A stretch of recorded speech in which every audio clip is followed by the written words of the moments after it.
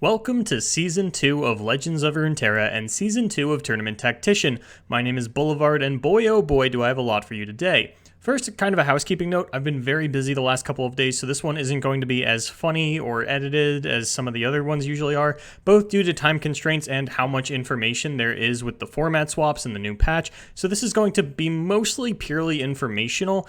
Second, go check out the first Giant Slayer TV Legends of Runeterra Fight Night tonight at, I believe, 6 p.m. over on their Twitch channel. That's 6 p.m. EST, and that should help you figure out what decks you're going to see this weekend. Unfortunately, I didn't think I could wait until after Fight Night to get this up, but I highly recommend you check it out. So obviously a lot has changed in the meta, and with the latter reflecting a lot of new aggro decks, what's the tournament meta going to look like? Well, what do you think I've been doing these last 8 weeks? We're gonna figure it out.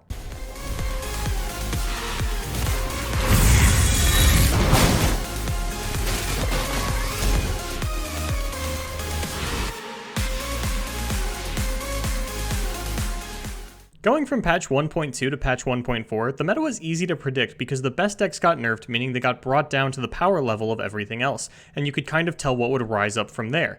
Patch 1.4 is harder to predict because only Endure Spiders really got nerfed, but for the most part there were a lot of buffs. This means that what decks are going to come up based solely on the strength of the buff and how they stack into the meta, which means what we see this weekend is much more likely to change going into next week, and we're likely to have a much more fluid format than we did throughout patch 1.2. So first off, let's quickly touch on the key differences between ladder and tournament metas. The ladder is more aggressive because getting to Masters fast is good clout. But control decks also tend to just generally perform better in tournaments than they do on ladder.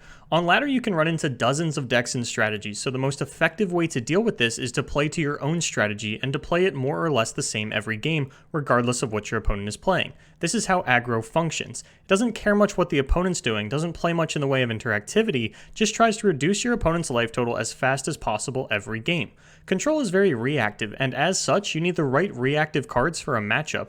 If you tech too heavily for aggro, going all in on healing cards and cheap removal, you'll find your deck very inefficient against mid-range and control strategies. In a tournament setting, you can narrow down what you're going to see a lot more effectively and play the best cards specific to those matchups. Mid-range decks function similarly, especially in Runeterra thanks to spell mana. Rather than give you a list of pros and cons and compare the formats side by side, I'm going to isolate them. This may lead to me repeating myself later on, for which I do apologize, but as I had mentioned, time constraints. So Europe is playing a region-locked best of 3 no-ban format. You come with 3 decks, and once you play a deck, you're not allowed to play it anymore. First person to 2 wins is declared the winner of the match. This was the format proposed by Ruben Zoo, and he mentioned that this was the tournament format internally tested at Riot that they had decided was their go-to for the time being. That could change by the time they actually start doing tournaments, but for now, that's where they stand, and that's why Duels of Runeterra is using it. Don't like it? Not the biggest fan either. Because you're blindly selecting your decks, the matchups are random, and your entire set can be decided by queuing the wrong deck at the wrong time. While the second half of that is certainly true, the randomness does seem a little inflated. On the surface, you're going in blind, but this is where you're going to have to take a sort of psychological rock, paper, scissors approach. Let's say the average lineup is Heimervi, Sea Monsters, and Noxus Freljord. If your opponent opens with Sea Monsters and loses, forcing them to switch decks and not being able to play Sea Monsters again, do you really think that your opponent is going to go down without playing their Heimervi? At that point, they might as well have just banned the strongest deck in the format themselves. Of course, you can always take it a step further and think, well, if I'm going to win with my Heimervi anyway, then I might as well queue my Freljord Noxus deck, because if I win, then Vi Heimer wins me the set, and if I lose, I can go eat or something. The only concrete conclusion I'm confident enough to put out into the universe is that your opponent will play Heimervi within the first 2 games, most likely the first game, if there's no aggro in your lineup. If there is, then you two get to mind game each other on the first game of whether or not the aggro is going to be the match into the Heimervi or not, and if you put enough thought into it, you can take a pretty educational guess on what your opponent is going to pick, but only if they're mind gaming at the same level as you. So while it's not completely RNG, it does feel like it has the same level of RNG as rock, paper, scissors, if that makes any sort of sense. Another thing that I want to talk about is the third deck. So often I use third deck to refer to the weakest deck in your lineup, the one that you sort of made out of the leftover regions once you had your 2 decks you actually wanted to play. It's generally the weakest in the lineup, which is not to say that it's a weak deck. Ash Sejuani was typically the third deck of a lineup. The third deck matters a lot less in this type of tournament. Previously, it was hands down the deck you were going to play the most of. Typically, if you dropped a game, it was going to be with this deck, and it never got banned out, meaning you would play the most games on it. And now you get to open up with your 2 strongest decks, meaning your third deck will often have to pair into your opponent's third deck. For example, if the standard lineup were still Heimervi, Sea Monsters, and Ash Sejuani, then teching your third deck more heavily for the Ash Sejuani would be a viable strategy.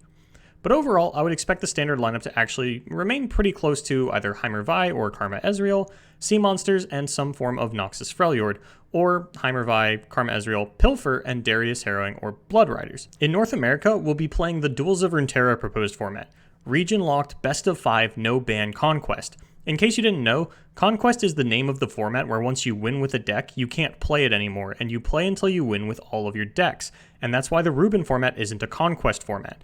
Conversely, Conqueror is when you play with a deck until you lose with it, and the first player to run out of decks loses. Just some fun facts for you. Tournament terminology. Anyway, in North America, it's still possible to pick on a deck since your opponent must win with all 3 of their decks, though it is a little bit harder to do so now. We've seen lineups try to pick on Heimervi and get burned for it, and the only difference now is that Heimervi has one more chance to pick up the win. Here's another problem with the strategy, and I didn't want to touch on it because it's nefarious and sort of a taboo subject for anyone in the scene to really talk or write about, because talking about it puts the idea in people's head. Some people consider it viable and fair as you're not actually cheating, and some people consider it really scummy. As you know, there are 3 ways to win a game of Runeterra: reduce your opponent's life to 0, run them out of cards in deck, or kill 4 units with a Fiora. In most tournaments, there is another way: running the clock to 0 while you have more game wins than your opponent. Now in Duels of Runeterra, this is not the case. If a match goes beyond the time limit, which last time I checked was set for 90 to 100 minutes in North America as you're playing a best of 5, then the set ends in a draw. But if you bring a 3 aggro lineup and your aim is to 3-0 the Heimerdinger, your opponent is incentivized to play Heimerdinger last. They want to eat up as much real-world time as possible winning with their other 2 decks, and you have to not only hope that you can 3-0 the Heimer, but you have to hope you can do it in whatever remaining time frame you have. While this might not be an issue, after all you do have 90 minutes to play 5 aggro games, it does play against you in a few ways. If a game is taking too long, you're more inclined to concede earlier, taking some of those super high roll burn comebacks off the table for yourself in the name of consistency for the overall match sake. So your opponent is probably more fine with the draw than you are. This is your favorable matchup, and the one that you came to beat. And a draw on a winning matchup never feels good and can leave you a little tilted going into the next one. There are a few other downsides, but I don't want to spend too much time on this, and suffice to say, while a 3 aggro lineup is fine, make sure you're not just trying to pick on Heimerdinger or it could come back to bite you. The lack of bans does actually play into another lineup as well. As a counter to the traditional Heimervi, Sea Monster, Sejuani lineup, we were seeing Spooky Karma, Frostbite Ezreal, and typically Misfortune Lucian. Part of the strength of this lineup was that you put your opponent into an off-kilter ban scenario, but overall it was usually pretty simple for them. Am I banning Ionia or Ezreal? I don't think the lack of banning plays down this kind of lineup at all, and I just kind of wanted to make a note of that because I had praised this lineup in the past for the screwball approach that it took to your opponent's ban strategy. And with all of that said, I don't expect the formats to look very different from what we're used to seeing, maybe less triple aggro in North America, and I don't expect them to look that different from one another. It'll be hard to tell even after we see each top 8 because Europe and North America tend to have different localized metas even when playing the same format. What I'm saying is it's going to be interesting to track in the long run, but doesn't offer up much initial concrete evidence. But let's move on to lineups. So I mentioned that the meta doesn't seem like it'll look too different from patch 1.2 as not much was nerfed and the buffs are harder to predict, so I'm bound to miss on some of these. This tournament Tactician is a lot more opinionated than most of the previous ones, especially in the lineup section, so take this one with 2 grains of salt.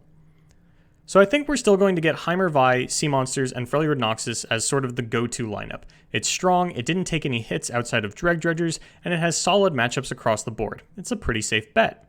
And if that's the case, we can still expect to see the counter lineup, Spooky Karma, Frostbite Ezreal, and either MF Lucian or TF Swain. A newer up-and-coming lineup I want to touch on is Heimervi, Blood Riders, and Nab. Nab didn't receive much of a nerf, and the Black Boss continued success with Blood Riders as well as a few other players, combined with the Harrowing buff, makes this arguably the strongest Nab lineup. The aggro standard really depends on pairing your Noxus with the region you think performs the worst outside of Noxus. It also comes down to what you want to do with your Freljord. For example, you can play Misfortune Lucian, Elusive Burn, and Endure Spiders, or Teemo Burn, Elusives, and Misfortune Lucian, or Darius Harrowing, Elusives, and Piltover's on Nab, just as a couple of examples. There's actually a fair amount of nuancing you can do in the 3 aggro lineup, and it's all about customization, and unfortunately, I don't have the time to get into it this week, Suffice it to say that there are enough aggro decks that you have a lot of options, but there is one thing I want to quickly make note of on the aggro lineups, specifically in the North America tournament. Ionia is generally the odd man out if you're not playing some kind of elusive deck, and Piltover Zon tends to be seen as a tier 2 region if you're not pairing it with Noxus. I know Prankster Burn is a thing, but really we don't see it that often. And with the new no-ban format, I think it might actually be okay to throw in a Heimer Vi or Karma Ezreal alongside 2 aggro decks. You seek to 2-0 the Heimer and then take your theoretical free win against one of their other decks. This also throws off their decision making on which deck to send out first. I haven't thought too much about this, but I kind of wanted to just document the possibility for you. And of course, Karina Varaza Control has also made a big resurgence on ladder, as she tends to when aggro is prevalent in the meta. And if the tournament is to reflect the latter, I would assume we see Karina Control most often paired with Nab and Karma Lux to really all in on that anti-aggro approach. Of course, there is also some kind of Freljord Noxus that you could pair with it, along with Misfortune Lucian as sort of the standard third deck for a lot of lineups, but this route makes me feel concerned that the amount of third decks in your lineup.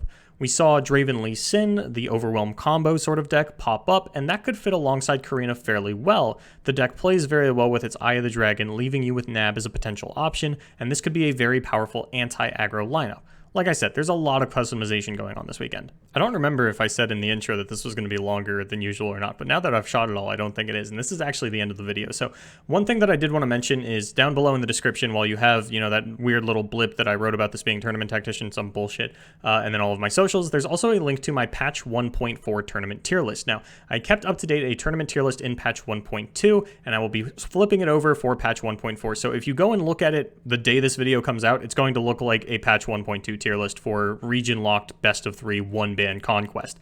And I'm going to have to sort of overhaul that for patch 1.4 for the differing formats that we're seeing both across Duels of Runeterra and a couple of other tournaments. I know they had said in Duels of Runeterra that they do want to have the format locked down by 12 or 13, which means 2 to 4 weeks from now. So until then, we could have an entire balance patch before Duels of Runeterra actually locks down a format. So in the meantime, I'm going to, for my sanity, just kind of keep a running list of, this is topping every kind of format. This is topping these formats, that kind of stuff. Heimer Vi is still going to be up there. But yeah, I just did want to make you guys aware of that tournament lists for future tournament tacticians. Not so much this one, but I will be updating that consistently and putting little notes like this is performing specifically well in this format, as well as I'll have sample deck lists from tournaments specifically to kind of help you guys out and kind of pair with this video so that it's not just me droning on for 10 minutes staring at a camera every week. And I should be able to actually show you guys more deck lists and, sort of go back to the old Tournament Tactician format where I'm just in the corner and there's a big deck list on the screen for you to look at. But I can't really do that the last couple of weeks because no new decks have been coming out.